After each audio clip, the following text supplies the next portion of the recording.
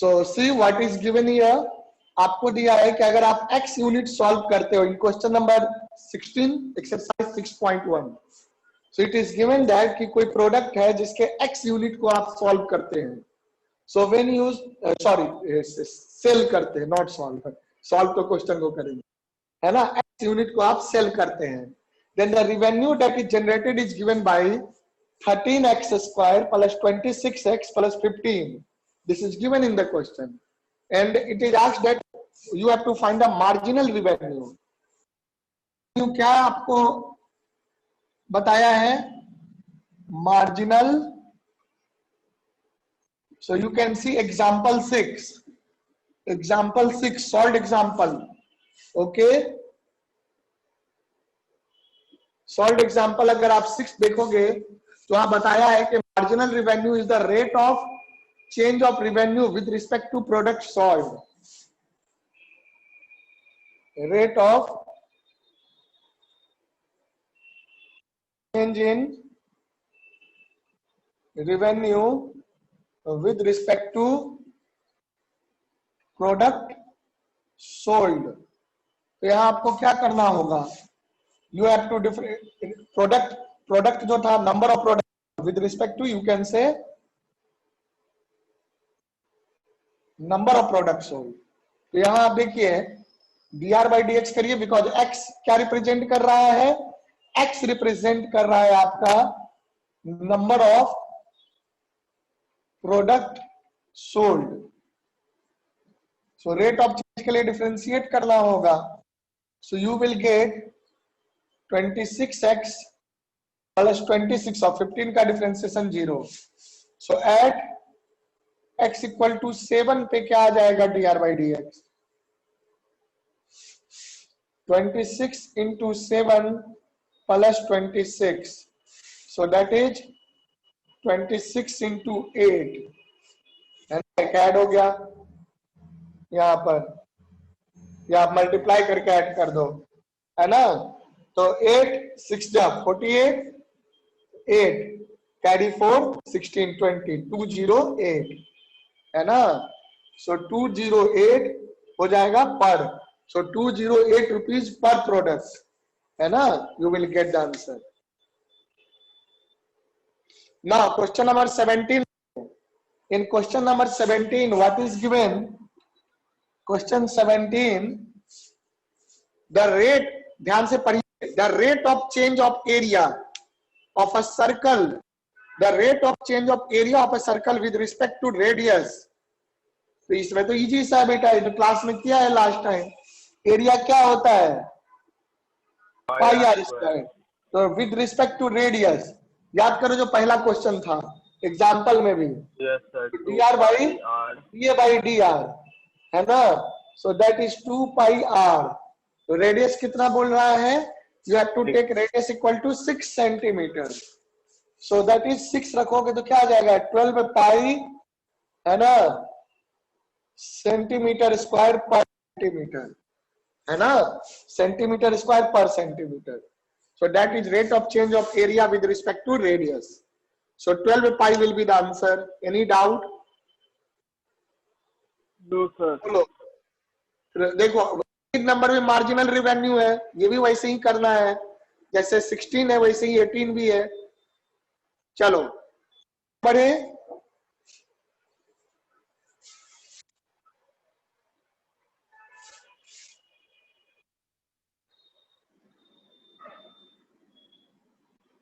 ध्यान दो, यहां तक हो गया,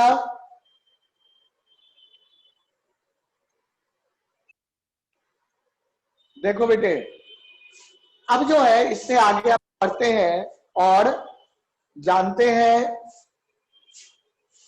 increasing and decreasing function, very important concept it is, आसान है, बहुत ही आसान है, अभी हो जाएगा आपका। देखो स्लोप का मतलब समझते हैं ना, स्लोप, बोलिए अभिलेख, do you understand the meaning of slope, बोलो बेटा, हेलो आवाज जा रही है अभिलेख? tan theta sir. हाँ tan थीटा, बट स्लोप किसके लिए होता है? स्लोप किसके लिए होता है? स्लोप होता है हमेशा स्ट्रेट लाइन का स्लोप निकालते हैं, है ना। किसी कर्व का स्लोप अगर निकालोगे तो कर्व पे जो टेंजेंट बनेगा, tangent is also straight line, so tangent का स्लोप निकालते हैं। सो slope always found for straight line. Okay, so know the meaning of slope of a straight line.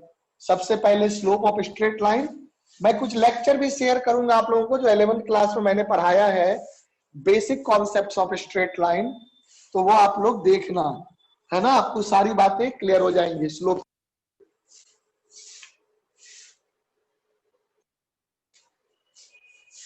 मैं भेज देता हूं थोड़ी देर में, तब तक आप लोग इसको समझो। Slope of a straight line,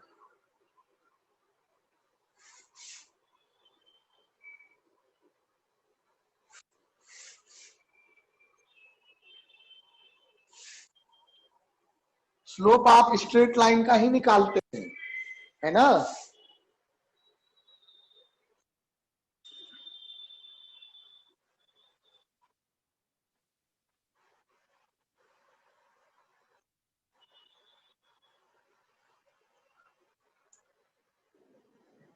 अविलेश, can you listen मी?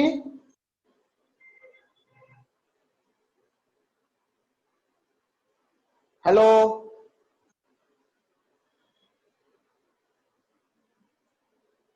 अविलेश, आवाज जा रही है बेटा?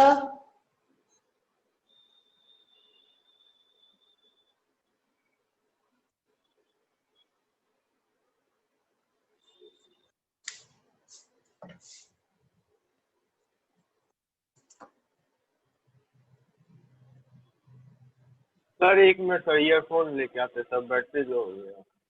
करो करो।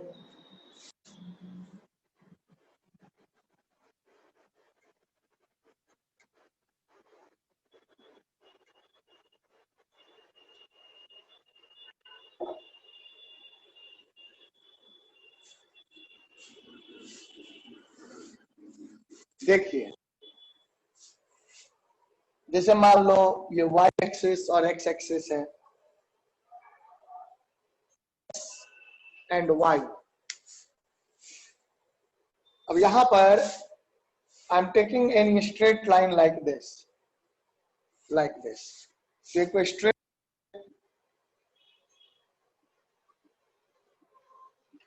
इस स्ट्रेट लाइन का स्लोप का क्या मतलब है? स्लोप का मतलब है कि आप positive direction of x axis को देखिए। So this is positive direction of x axis.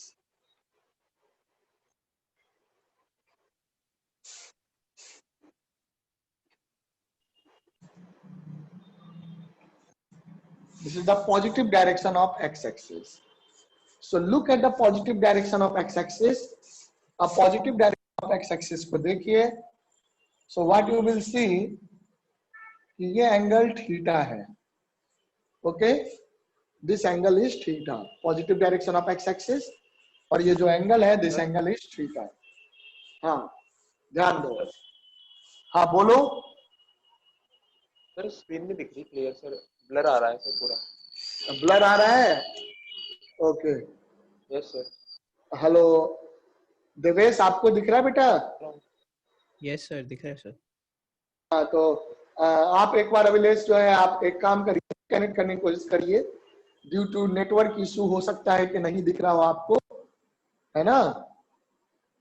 अच्छा करो या फोन को भी एक बार इंटरनेट रीस्टार्ट करके फिर, है ना, दिखेगा, don't worry.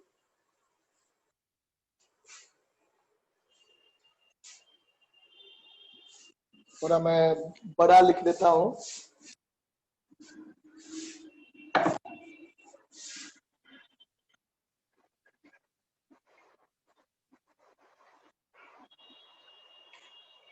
Direction of x axis.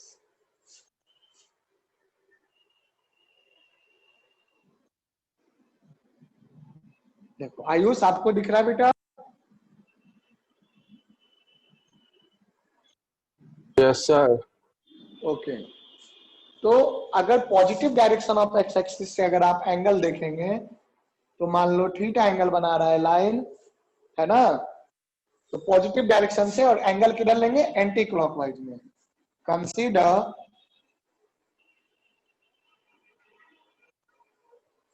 The angle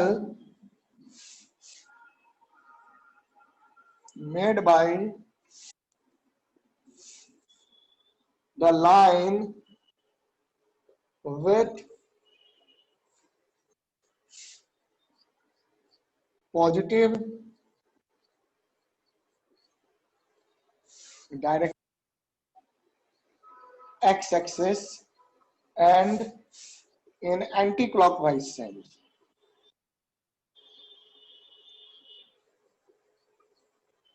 And in anti-clockwise sense. तो आप एंगल करिए made with the positive direction of x axis and in anti clockwise sense. तो आप देखोगे कि यहां पर आप ये एंगल लेंगे ऐसे, तो ये जो एंगल हो गया थीटा हो गया।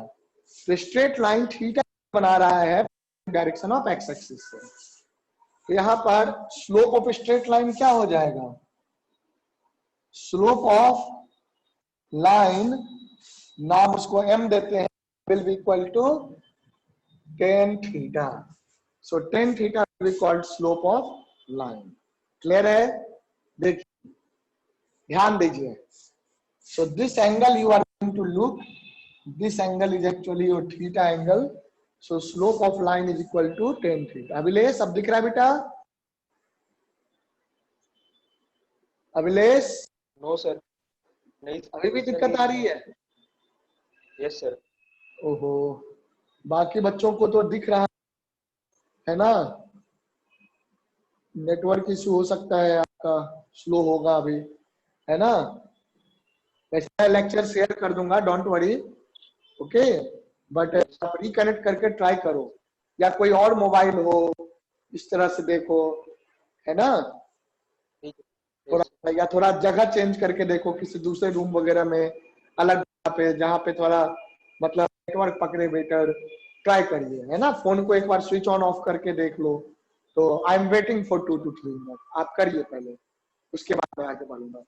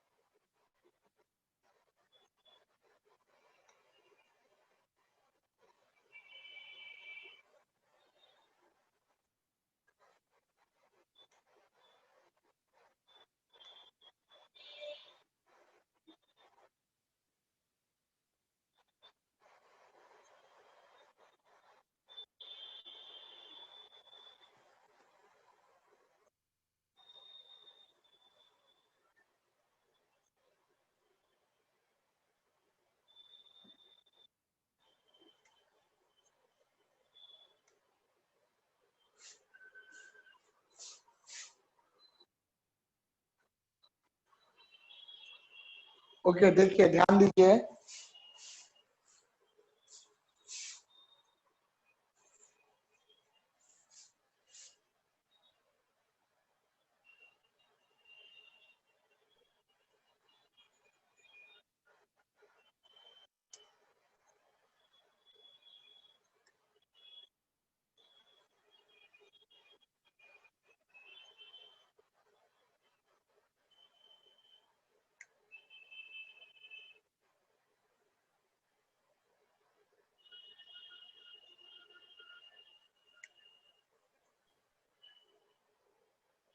अब दिख रहा है अभिलेष?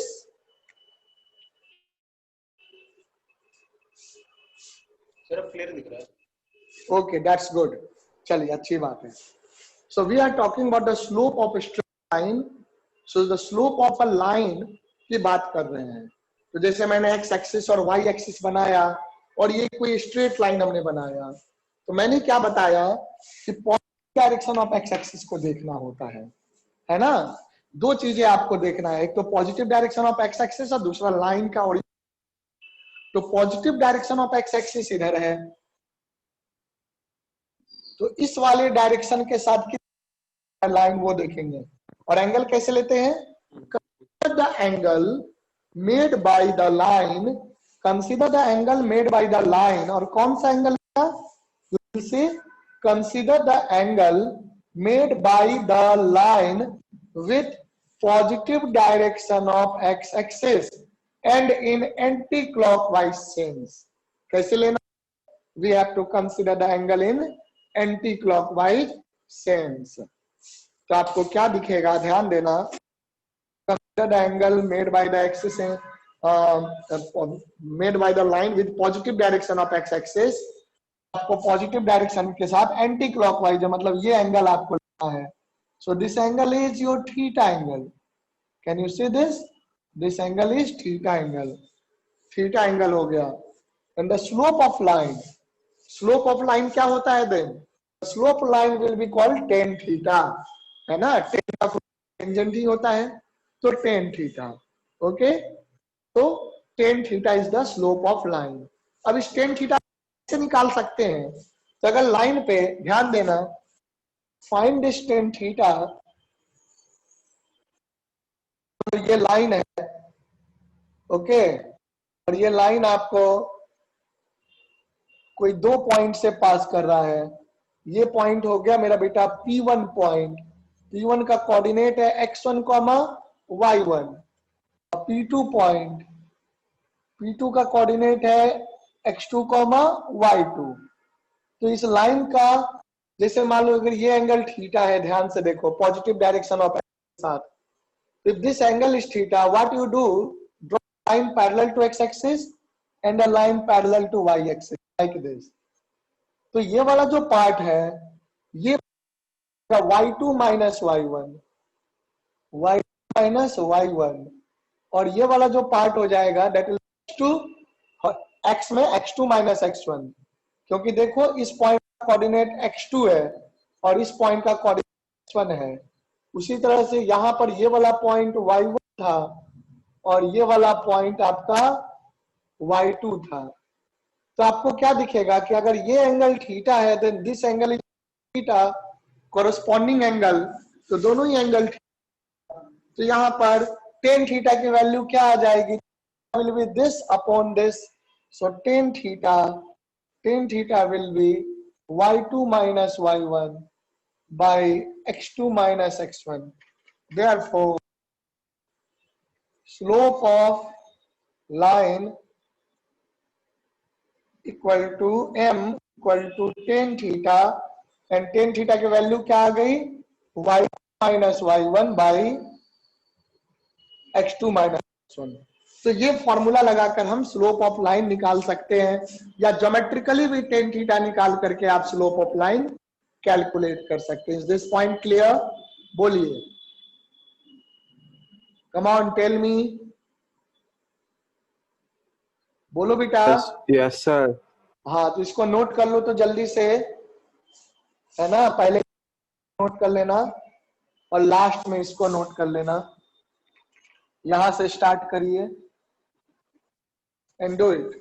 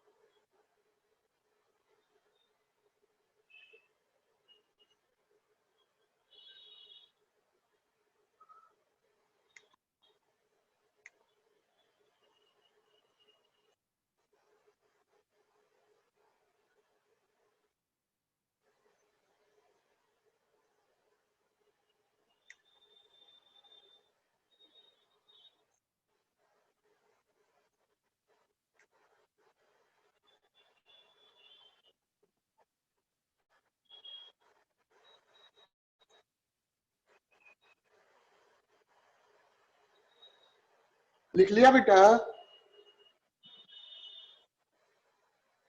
2 मिनट सर। हाँ, करो जल्दी करो।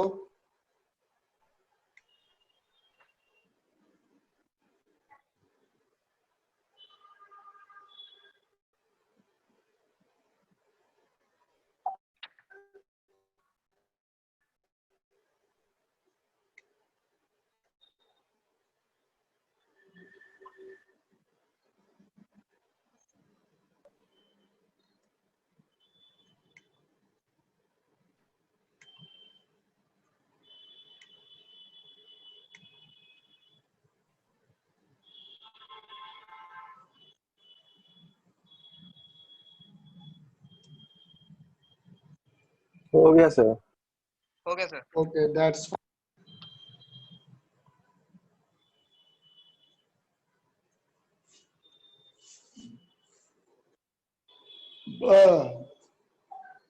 देखो बेटा, तो यहां तक हमने देखा कि स्लोप का क्या मतलब होता है। अब slope positive, negative, zero, defined कुछ भी हो सकता है। तो अलग अलग केस स्लोप के बारे में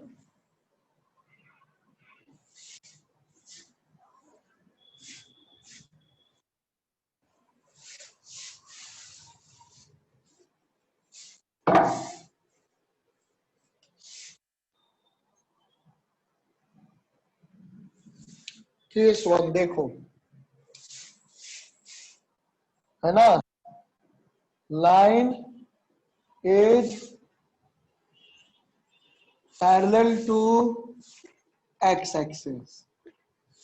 तो अगर इस तरह का कुछ होता है कि लाइन अगर एक्स एक्सिस के पैरेलल है, just minute,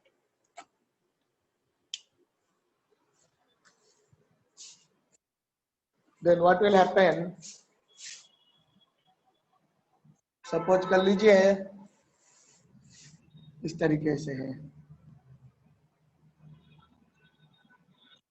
like this, and the line is parallel to x-axis. This is the line. So line is parallel to x-axis. कितना होगा स्लोप, जल्दी बताइए? What is the slope in this case? Slope की value क्या होगी? बोलो। Zero होगा, है ना? The slope will be zero. Okay, zero हो जाएगा स्लोप। जरा देखो, अगर आप दो पॉइंट ले लो यहां पे, एक पॉइंट ये ले लो x1 x2, लेकिन y तो दोनों के लिए है, y1 इक्वल टू y2, है ना? तो सिंस स्लोप जो हो जाता है y2 minus y1 bye x2 minus x1, सो y2 y1, तो ये देख लो y2 माइनस y1 जैसे ही करो जीरो हो जाएगा ना बेटा, इट विल बी जीरो, क्योंकि y1 and y2 both are equal, दोनों पॉइंट के लिए देखो y कोऑर्डिनेट सेम है ना? So in this case the slope will be zero, है ना? Since y1 equal to y2। Case two देखिए, case to,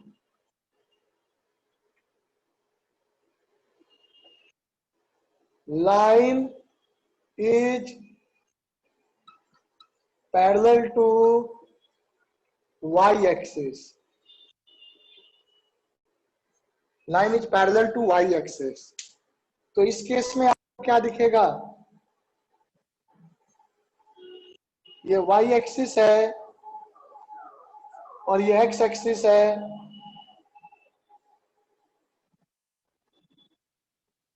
so line is parallel to y axis, you can see that the line is parallel to y axis। तो ये line हो गया आपका इस तरह से, so this is the line and this line is parallel to y axis, look at this। तो जब ये लाइन आपका y एक्सिस के पैरेलल है, then what you can see कि इस केस में जो होगा स्लोप जो हो जाएगा, slope is undefined, undefined and slope, M मतलब slope is tending to infinity, so slope is tending to infinity. आप देख सकते हैं कि इस बार जैसे आपका ये पॉइंट हो गया और ये पॉइंट हो गया, इसका कोऑर्डिनेट y1 हो गया, लेकिन इस बार x1 इक्वल टू x2 है, x1 और x2 बराबर है, देयरफॉर m जो हो जाएगा slope that is y2 minus y1 by x2 minus x1। तो x2 माइनस x1 क्या हो जाएगा, minus x1 is 0 and undefined. Minus y1 by 0। तो यानी कि this is tending to infinity because you are dividing by, so the slope is tending to infinity. Is that clear? So slope is tending to infinity, so note it down. You can say m is tending to infinity, so undefined slope, infinity is undefined. Okay, so line जो कि y axis के parallel होगा उसका slope undefined हो जाएगा। अब case 3 देखो, case 3, case 3 देखिएगा, इधर x ले लो, इधर y ले लो, and let us take that this is the line.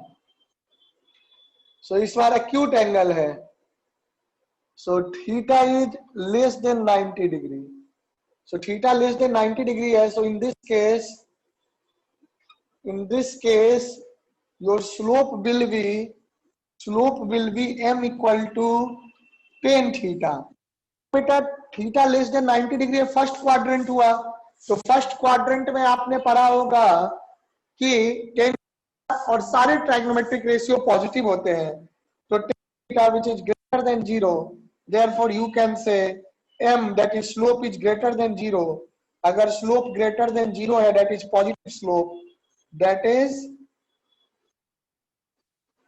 positive slope। Got this point? So the slope is positive। समझा बेटा? Slope is positive, so do this, please complete it।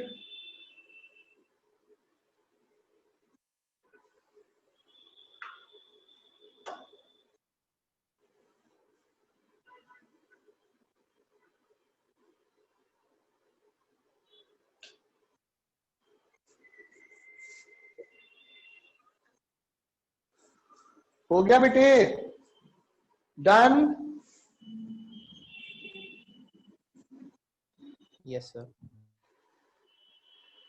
Note कर लो आप लोग,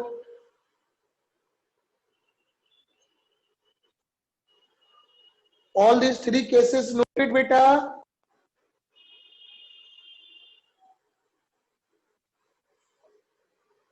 So finally we will see the case,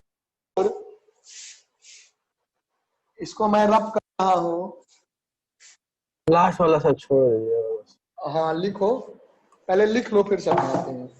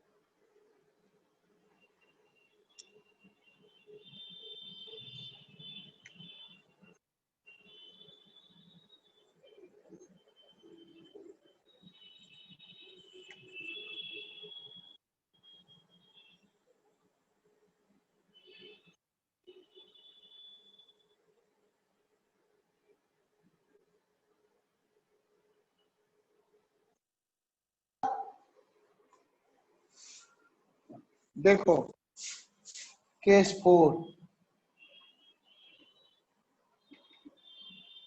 तो case 4 में theta greater than 90 degree, तो theta जो होगा 90 से तो बड़ा होगा, 180 से छोटा होगा। Greater then 90 degree but less than 180 degree, 180 पे तो जीरो ही हो जाएगा फिर से। तो इस बार ऐसा बनेगा आपका, इस बार स्लोप निगेटिव होगा। तो ये y एक्सिस हो गया, ये x एक्सिस हो गया। So the line will be like this, this will be your line like this. तो इस बार देखो theta, so theta is greater than 90 degree, तो इस बार जो आपका स्लोप होगा tan थीटा, है ना, will less than 0, that is m will be less than 0, that is negative।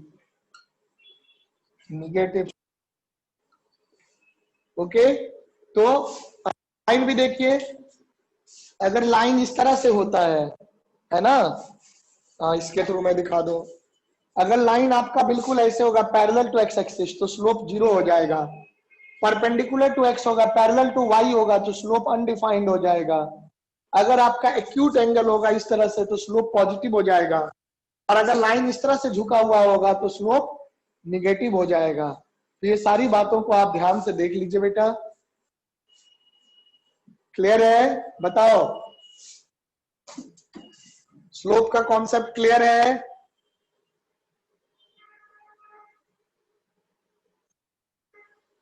Come on tell. Yes sir.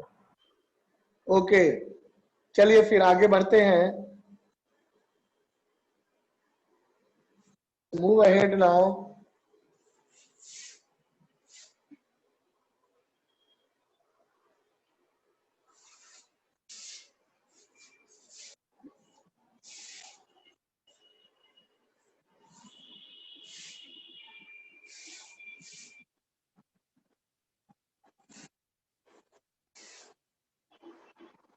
आइए देखते हैं।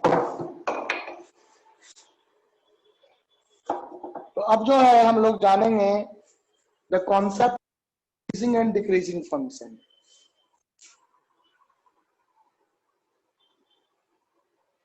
Increasing and decreasing nature of a function. So हम लोग जानेंगे increasing and decreasing nature of a function. कोई function जो है उसका इंक्रीजिंग डिक्रीजिंग नेचर कैसे होता है ये समझेंगे। चलो नोट करो बेटा।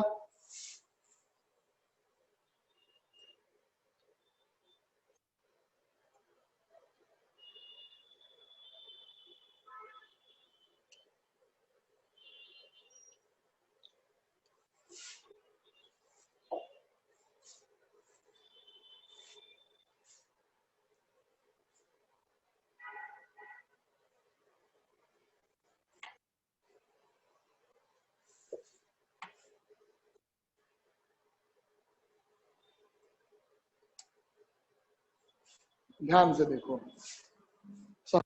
Increasing and decreasing nature of a function का। सो क्या मतलब है समझो। इंक्रीजिंग का मतलब है कि फंक्शन की वैल्यू जो है x, y की वैल्यू x के साथ इंक्रीज हो रही है। अगर आप x को इंक्रीज करेंगे तो y भी। सो इंक्रीजिंग का क्या होता है, लिख लो। इंक्रीजिंग में क्या हो जाएगा, if the value of a function that is y की बात कर रहे हैं, increases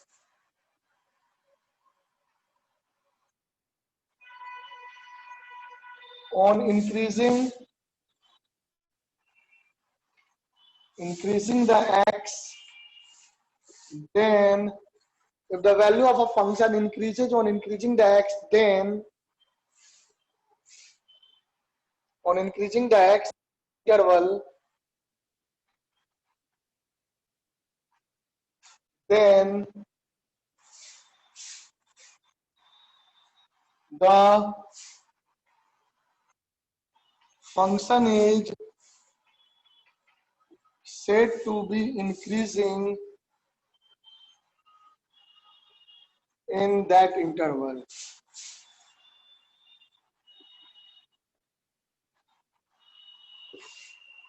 If the value of a function increases on increasing the x in an interval, then the function increasing in that interval. तो function क्या कहलाएगा? उस interval में इंक्रीजिंग कहलाएगा. इस केस में क्या हो जाएगा? देखो, जैसे अगर मैं ग्राफ के थ्रू समझाऊं तो आप आसानी से समझेंगे कि x को इंक्रीज करने पे y भी इंक्रीज होता है. तो x को बढ़ाने पे अगर मैं x मान लो यहां लेता हूं, कुछ ये x1 लेता हूं, तो मान लो x1 पे वैल्यू आपका y1 है, तो अगर मैं कोई वैल्यू x2 लेता हूं तो x2 पे वैल्यू क्या होगा? y1 से ज्यादा होना चाहिए, क्योंकि हमने x को इंक्रीज किया है तो y भी इंक्रीज होगा.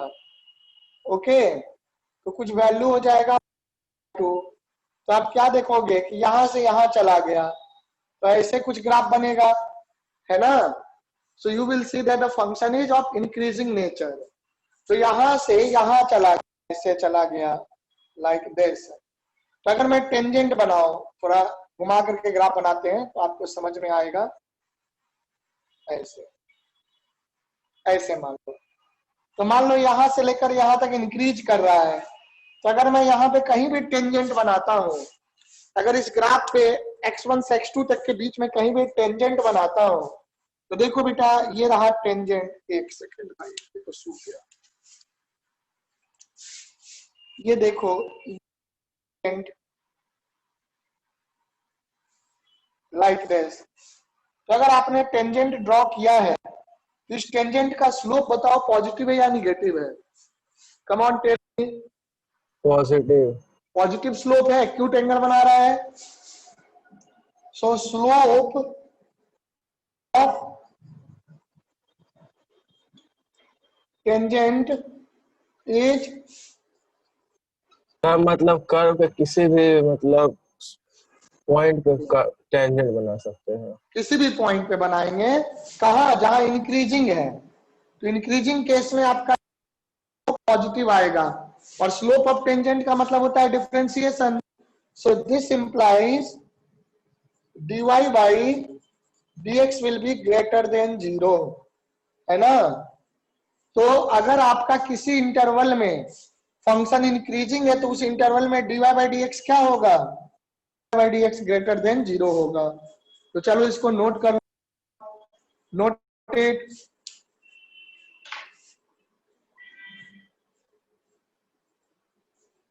इसको नोट कर लो बेटा.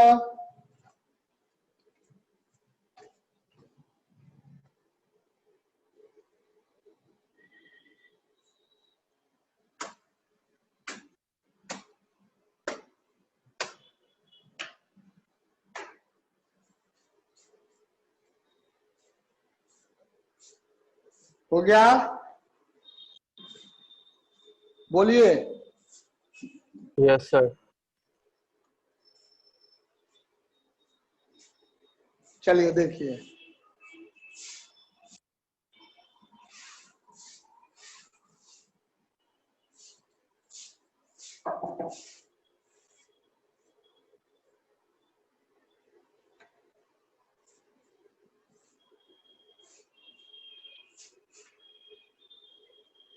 यहां तक हो गया. वी विल सी कि हमने क्या जाना, हमने क्या जाना कि if a function y equal to fx is increasing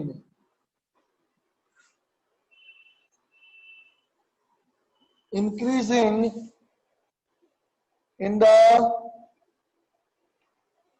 interval, if a function y equal to fx is increasing in the interval x1 comma x2,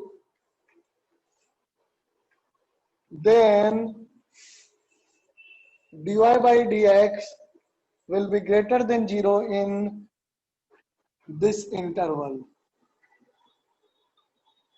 okay, चलिए बस इतनी सी ही बात है इसमें। डिक्रीजिंग के लिए क्या हो जाएगा, लेस देन 0 हो जाएगा। फिर क्वेश्चन देखेंगे, कम ऑन डू इट। बस थोड़ा सा ही कॉन्सेप्ट है इसमें।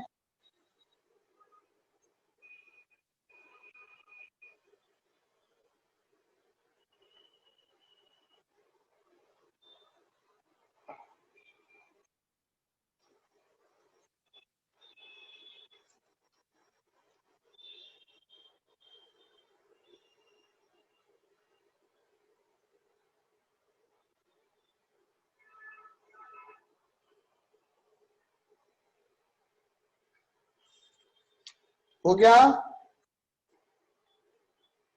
Yes sir.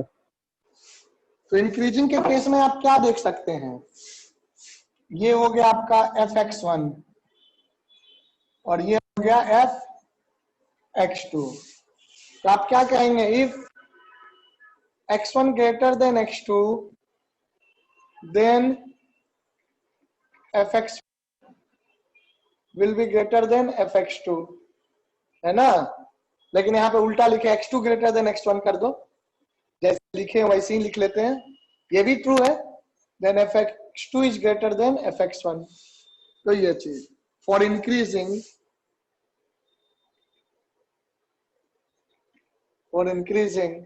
ये चीज है। डिक्रीजिंग में क्या हो जाएगा, x2 greater than x1 में उल्टा हो जाएगा, f(x2) less than f(x1) हो जाएगा। Come on do it. हो गया बेटा? Is this done? बोलिए। Yes sir. चलो अच्छी बात है, अब यहां से आगे देखते हैं।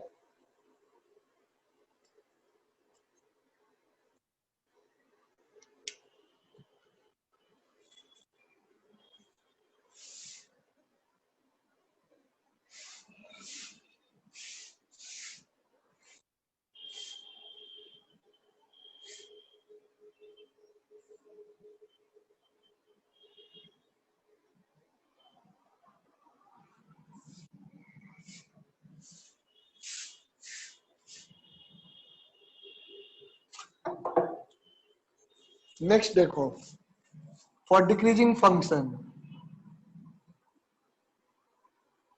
Decreasing function,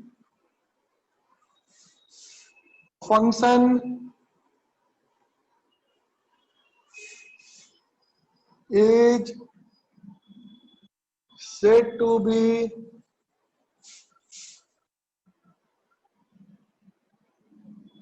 decreasing in an interval x1 comma x2 if a function is said to be decreasing in an interval x1 comma fx decreasing on increasing the x. A function is said to be decreasing in an interval x1 comma x2 if f decreases on increasing the x. तो अगर आप x को increase करते हैं तो function decrease हो रहा है ना। तो उस केस में यानी कि क्या कह सकते हो, hence if x2 greater than x1 then fx2 is less than fx1. fx2 is less than fx1. So in this case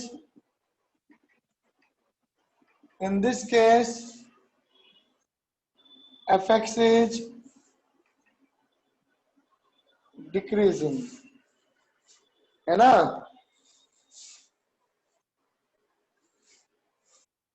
चाहो तो a कॉमा b लिख लो, ज्यादा बेटर है ना। यहाँ क्या कहोगे, for all x1 x2 lying between a and b, है ना। For all x1 x2 an element of a and b। अगर ये चीज सेटिस्फाई होता है कि किसी भी x2 ग्रेटर x1 के लिए fx2 लेस देन fx1 है तो इंक्रीजिंग कहलाएगा। कम ऑन डू दिस। हो गया? तो आप देखोगे ग्राफ के थ्रू आप देख सकते हो बेटा, ध्यान दो कि x एंड y, तो ग्राफ के थ्रू देखो function is said to be decreasing in interval. तो यानी कि डिक्रीजिंग का मतलब ऐसा हो जाएगा, कुछ फंक्शन ऐसा हो जाएगा। तो अगर अब मैं टेंजेंट बनाऊंगा तो कैसा बनेगा बताओ? डिक्रीज हो रहा है ना, देखो घट रहा है ना, वैल्यू घटता जा रहा है फंक्शन का। यहाँ पे कुछ और वैल्यू है, उसके बाद x बढ़ा, ये x1 है, आपने x बढ़ाया, देखो x2 कर दिया, x की वैल्यू x1 से x2 कर दिया हमने, देखो x1 से x2 कर दिया। तो x तो बढ़ रहा है, लेकिन x के बढ़ने से y घट रहा है। y1 बड़ा था, y2 छोटा था। So this is fx1 and this is fx2, fx2। तो ये फंक्शन कैसा कहलाएगा? डिक्रीजिंग फंक्शन कहलाएगा, है ना, फंक्शन की वैल्यू घट रही है। तो आप क्या देखेंगे यहाँ पर, ध्यान दीजिए कि अगर मैं कहीं पर भी टेंजेंट बनाऊं, let me draw a tangent here. So अगर मैं कोई टेंजेंट बनाता हूं तो क्या होगा, let me draw a tangent. तो अगर मैं किसी भी पॉइंट पे x1 से x2 के बीच में टेंजेंट बनाऊं तो टेंजेंट ऐसा बनेगा। So this time you can see that theta is more than 90 degree, greater than 90 degree. तो ये आपने टेंजेंट बनाया है बेटे, this is the tangent. So here slope of tangent that is m equal to tan theta is less than 0. Slope of tangent आपका dy by dx भी हो जाता है। This implies dy by dx because slope of tangent is given by differentiation, so it will be less than 0. तो अगर आप क्या कहेंगे कि if a function y equal to fx decreases in an interval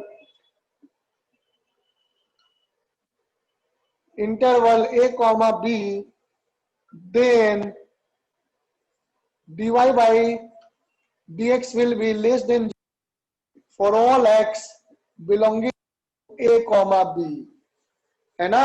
तो डिफरेंशिएशन की value हर एक x के लिए निगेटिव हो जाएगी in the interval a comma b। तो देन फंक्शन आपका क्या कहलाएगा, डिक्रीज कहलाएगा, समझा। तो इंक्रीज और डिक्रीज दोनों की थ्योरी क्लियर है, बोलिए, बोलो बेटा, come on tell me. Devesh, yes sir. ये है sir.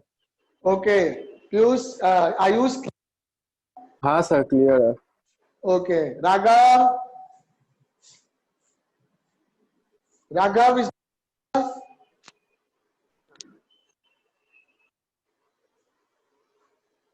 Raghav, are you there? Yes sir. चलो जल्दी लिखो जी, कहाँ चले जाते हो? माइक ऑन नहीं हो रहा था, यही था, हाँ, यही था, माइक ऑन नहीं हो रहा था क्यों नहीं होता बेटा माइक ऑन? कितना टाइम लगता है इसमें? सर, नाश्ता कर रहा था ना इसलिए हो रहा है वो। चलिए जल्दी करिए इसको।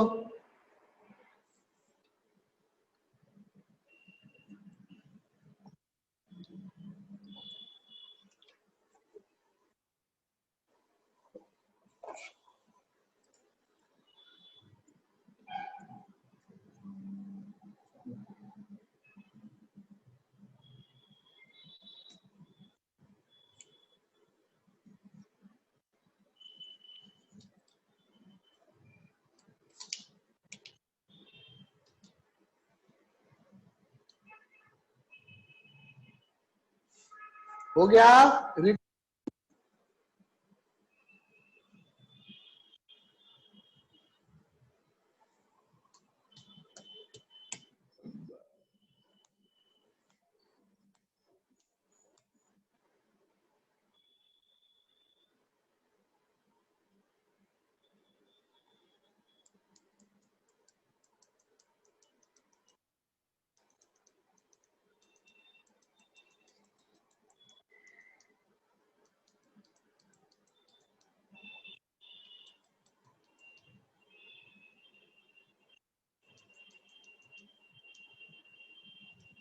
हो गया है सर।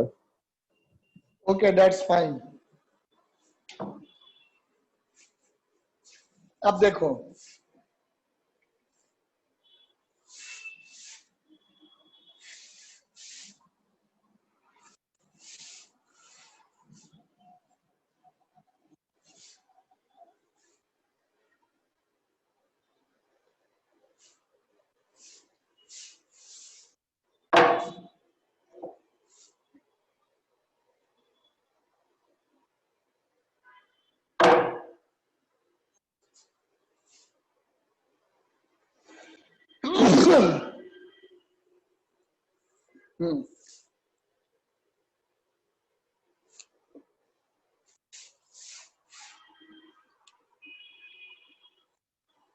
स्ट्रिक्टली इंक्रीजिंग और strictly decreasing function।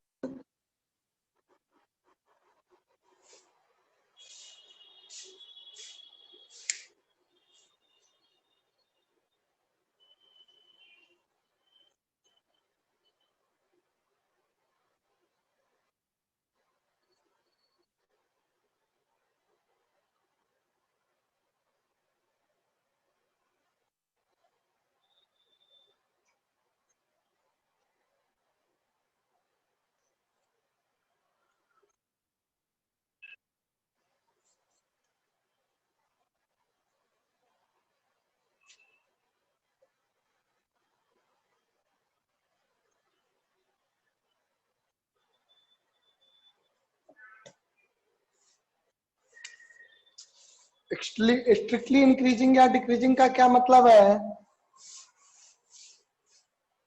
है ना? तो स्ट्रिक्टली इंक्रीजिंग डिक्रीजिंग में क्या हो जाएगा? देख लो, पहला कंडीशन इंक्रीजिंग के लिए है ना, इनके इंटरवल में देखते हैं हमेशा, इंटरवल में। So dy by dx greater than 0, है ना, for all x belonging to interval i, जो भी इंटरवल होगा, है ना। और स्ट्रिक्टली की बात कर रहे हैं,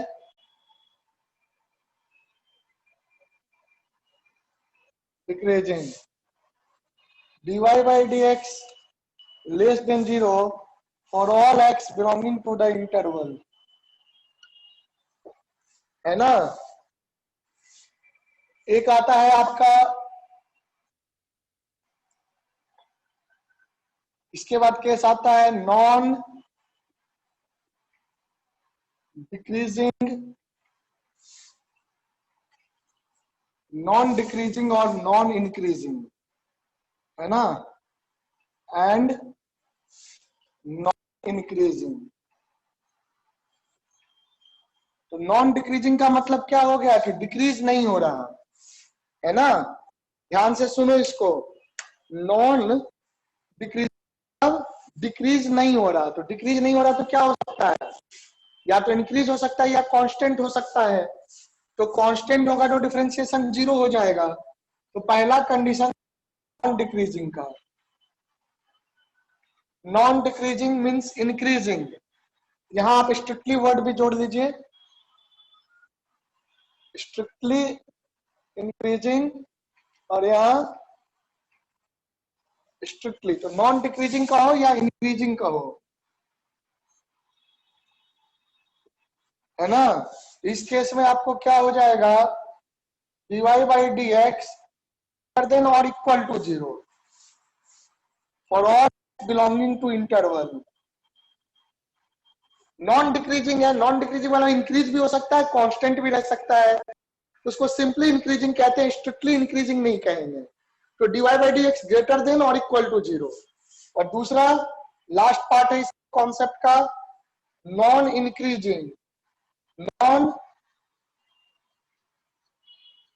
इंक्रीजिंग, नॉन इंक्रीजिंग को आप डिक्रीजिंग भी कह सकते हैं। तो इस केस में क्या हो जाएगा, dy by dx less than equal to 0 for all x an element of the interval. For all x an element of the interval. Come on, do this. ठीक है बेटे, बताइए, समझा इसको? हाँ सर। हाँ, तो ये है, तो नॉन इंक्रीजिंग मतलब इंक्रीज नहीं हो रहा है, डिक्रीजिंग और इट में भी कांस्टेंट, चाहो तो लिख लो डिक्रीजिंग और कांस्टेंट, लिखना चाहो तो वो भी लिख सकते हो, इंक्रीजिंग और कांस्टेंट हो सकता है वैल्यू। कांस्टेंट होने पे आपका डिफरेंशिएशन 0 हो जाता है, तो ग्रेटर देन इक्वल टू 0 और यहाँ less than equal to 0। Now we can do the questions. चलिए इसको लिख लीजिए, फिर क्वेश्चन देता हूं करने के लिए, note it down.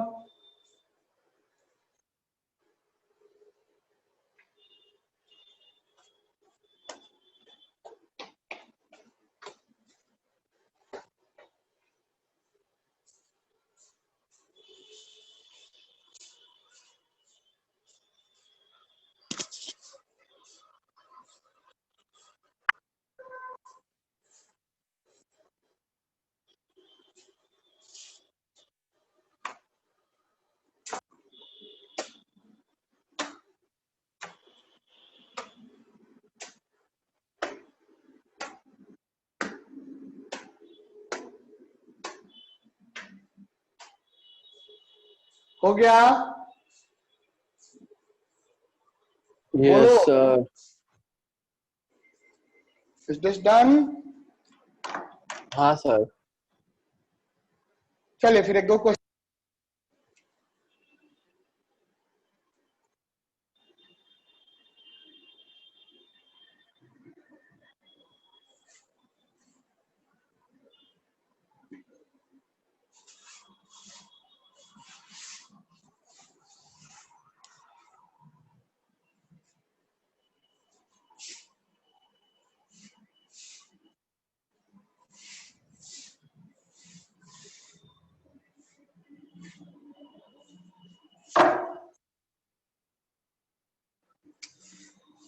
Do this question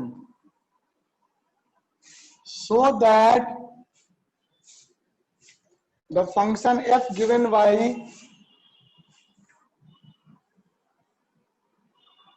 function f given by fx equal to x cube minus 3x square plus 4x, where x belongs to R, real number, is increasing on R, है ना? ये increase कर रहा है, पूरे real number के लिए increase कर रहा है, डिक्रीज कहीं नहीं कर रहा है, ये शो करना है। आप करो इसको, दिमाग लगाओ, मैं आ रहा हूं 2 मिनट में। ओके, आप करके रखो तब तक।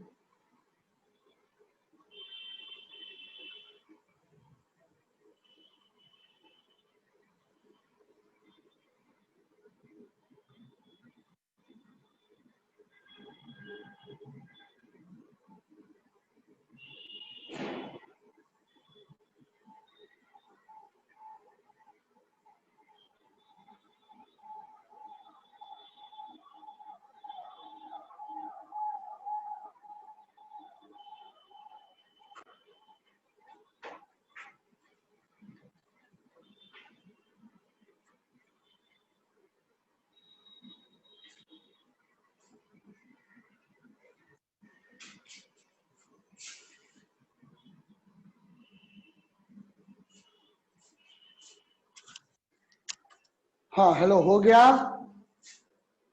Yes sir. आ गया आंसर? हाँ सर। देखो बेटा, मैं बता रहा हूं कैसे करना है, आप लोग भी तो आपको देखना है सिंस एफ एक्स आपका y हो गया, that is x cube minus 3 square plus 4x, therefore first derivative that is dy by dx, तो dy by dx की वैल्यू क्या हो जाएगी? 3x square minus 6x plus 4 square minus 6x plus 4, therefore ये हो गया। अब देखो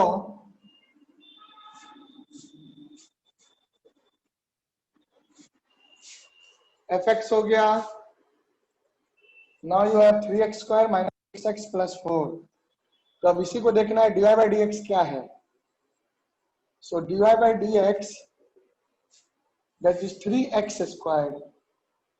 एक काम करो, इसको ऐसे लिख लो, 3x square minus 6x plus 3 plus 1 है ना, 4 को 3 प्लस 1 लिख लिए, 3 कॉमन ले लो, x square minus 2x plus 1 plus 1, तो ये क्या हो जाएगा 3 इंटू एक्स माइनस 1 का होल स्क्वायर प्लस 1। अब ये x माइनस 1 का whole square which is positive, इसकी वैल्यू 0 से छोटी नहीं हो सकती, और ये 1 हो गया, इसका मतलब this is always greater than 0, है ना। समझ में आ रहा है क्यों होगा ग्रेटर देन 0? क्योंकि ये वैल्यू तो पॉजिटिव है, ये ग्रेटर देन इक्वल टू 0 होगा, greater than equal to 0 plus 1, so it will be greater than 0, क्योंकि स्क्वायर कभी भी निगेटिव नहीं जाएगा रियल नंबर का। समझ में आया? बोलो। तो आप देखेंगे since f dash x is greater than 0 for all x belonging to R, hence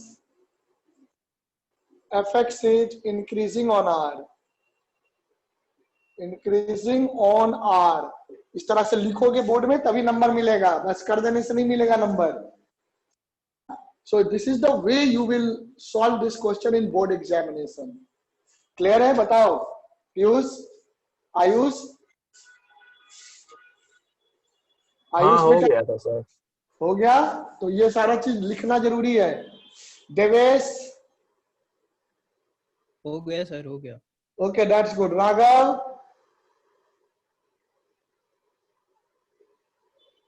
Raghav समझा? यस सर, एक मिनट बस नोट कर रहा हूँ। कर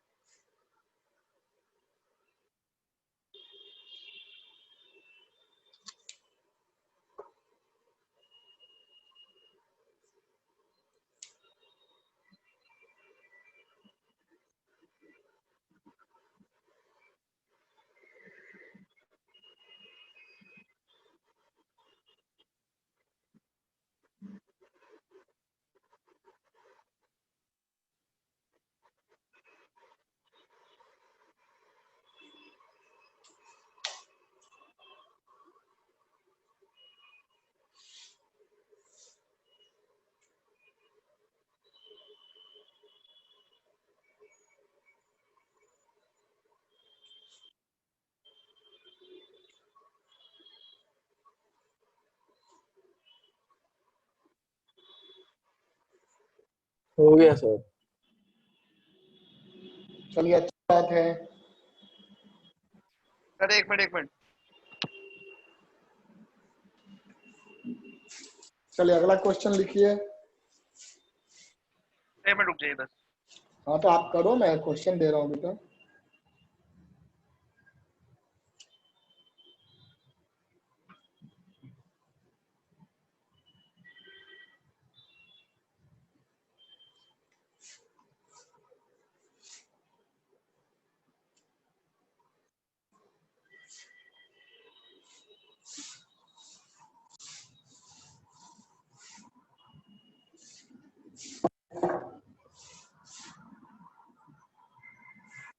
Find the interval in which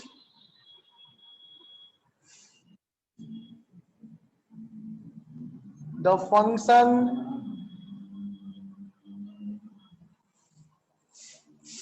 f given by fx equal to x square minus 4x plus 6 is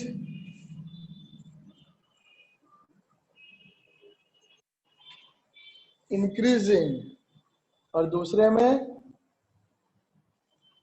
decreasing. दोनों निकालना है कि किस इंटरवल में इंक्रीज कर रहा है, किस में डिक्रीज कर रहा है। एक तो ये हो गया, दूसरा इसके लिए भी निकालना। सेम क्वेश्चन इसके लिए भी है, second function.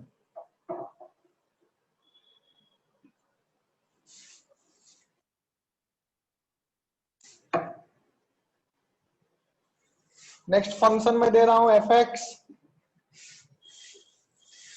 4x cube minus 6x square minus 72x plus 30। इसके लिए भी निकालना है ना। ये क्वेश्चन नंबर 2 लिख लो। For F find the interval of x, same तरीके का क्वेश्चन है, in which f is increasing और दूसरे नंबर पे डिक्रीजिंग। दोनों क्वेश्चन को करो बेटा।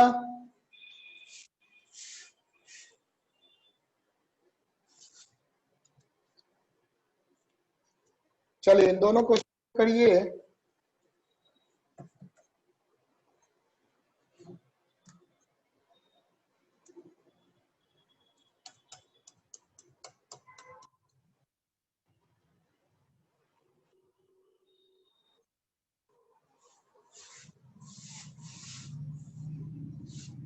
Solve this 2 questions. इन दोनों को करिए आप। यहीं तक रखते हैं आज। फिर नेक्स्ट क्लास में और क्वेश्चंस आप बनाइएगा, एक्सरसाइज बनेगा, है ना। सॉल्व एग्जांपल एक्सरसाइज सब बनाना बनेगा। कॉन्सेप्ट क्लियर है, बनेगा। और कुछ अच्छे क्वेश्चंस देख करके फिर हम लोग नेक्स्ट कॉन्सेप्ट पे बढ़ेंगे, टेंजेंट एंड नॉर्मल। इन दोनों क्वेश्चन को आप लोग कर लो। Come on do it. आज यहीं तक रखेंगे बेटा।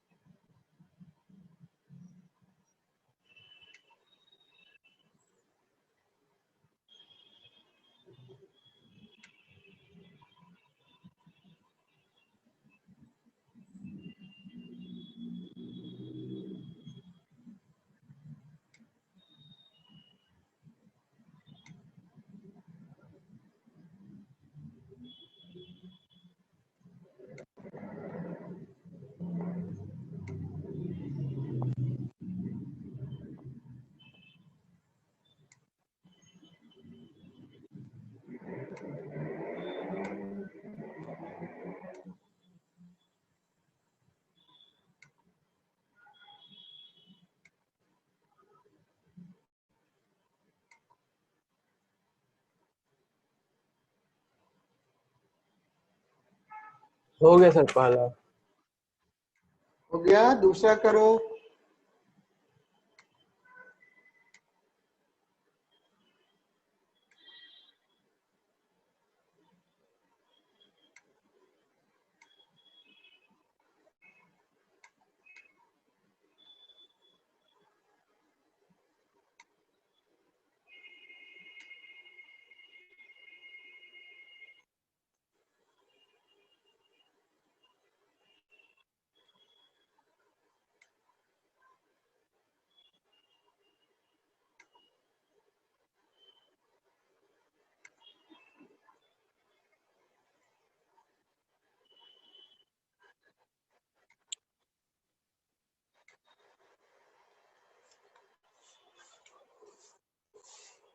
कुछ नहीं करना है, एफ डैश एक्स निकाल लेना है। पहला नंबर देखो, तो दैट इज 2x माइनस 4, ये आ जाएगा। तो 2x माइनस 4 है। तो अगर मैं यहाँ देखूं नंबर देखो तो इसका रूट क्या आएगा? अगर इसको 0 करो तो x इक्वल टू 2 आएगा। तो 2 से छोटा रखोगे, 2 से छोटा रखोगे तो निगेटिव होगा, 2 से बड़ा रखोगे तो पॉजिटिव होगा। यानी कि इंक्रीजिंग के लिए क्या आ जाएगा? 2 to इंक्रीजिंग के लिए infinity। आ जाएगा, हाँ 2 टू इंफिनिटी आएगा। इंक्रीजिंग के लिए 2 टू इंफिनिटी, और डिक्रीजिंग के लिए क्या आएगा? x belonging to minus infinity to 2, है ना? ऐसे करो, एफ डैश एक्स डिफरेंशिएट करिए। सो डिफरेंशिएट करोगे एफ डैश एक्स मतलब dy बाई डी एक्स, ये y है, 12x square minus 12x minus 72, 12 common आ रहा है तो x square minus x minus 6, तो ये हो गया 12x minus 3 into X plus 2, factorise हो जाएगा। अब नंबर लाइन पे देख लो, रूट्स क्या क्या हो गए? -2 और 3, तो 0 रखो, तो जरा इसमें 0 रखो, तो 0 रखोगे तो -72 आएगा, मतलब निगेटिव आएगा। तो -2 से 3 के बीच में निगेटिव होगा और इधर पॉजिटिव हो जाएगा। तो यहाँ निगेटिव हो गया, इधर पॉजिटिव हो गया, ये पॉजिटिव हो गया एफ डैश एक्स। तो यहाँ पर इसके लिए आपका आंसर क्या हो जाएगा? इंक्रीजिंग के लिए हो जाएगा, इंक्रीजिंग के लिए आपका आंसर हो जाएगा x बिलोंगिंग टू पॉजिटिव, जहां जहां है माइनस इंफिनिटी से -2 यूनियन 3 टू इंफिनिटी, और डिक्रीजिंग के लिए क्या हो गया? डिक्रीजिंग के लिए x बिलोंगिंग टू -2 से 3। क्लियर है? कम ऑन डू दिस, इसको कर लो। बोर्ड में थोड़ा एक्सप्लेन करके लिखोगे, है ना? कि फॉर इंक्रीजिंग पॉजिटिव निगेटिव क्या होना चाहिए, बताओगे कि यहाँ से यहाँ तक पॉजिटिव है इसलिए इंक्रीजिंग है। तो बोर्ड में अच्छे से एक्सप्लेनेशन देना है बेटा। तो आज यहीं तक रखते हैं बच्चों हम लोग क्लास।